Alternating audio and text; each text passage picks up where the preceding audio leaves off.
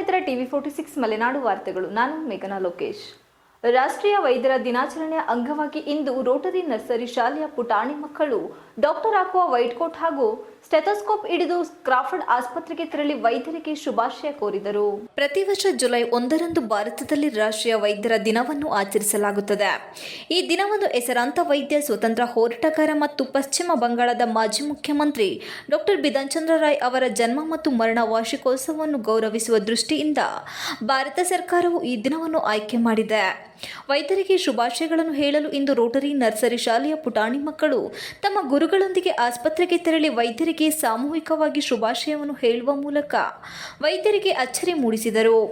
ಈ ಸಂದರ್ಭದಲ್ಲಿ ಕ್ರಾಫರ್ಡ್ ಆಸ್ಪತ್ರೆಯ ವೈದ್ಯಾಧಿಕಾರಿ ಡಾಕ್ಟರ್ ಮಹೇಶ್ ಸೇರಿದಂತೆ ಹಲವು ವೈದ್ಯರು ಮಕ್ಕಳೊಂದಿಗೆ ಕೆಲ ನಿಮಿಷಗಳ ಕಾಲ ಖುಷಿ ಹಂಚಿಕೊಂಡರು. ಈ ಸಂದರ್ಭದಲ್ಲಿ ರೋಟರಿ ನರ್ಸರಿ ಶಾಲೆಯ ಮುಖ್ಯ ಶಿಕ್ಷಕಿ ಪುಷ್ಪ ಪೊನ್ನಪ್ಪ ಹಾಗೂ ಇತರ ಶಿಕ್ಷಕಿಯರು ಹಾಜರಿದ್ದರು.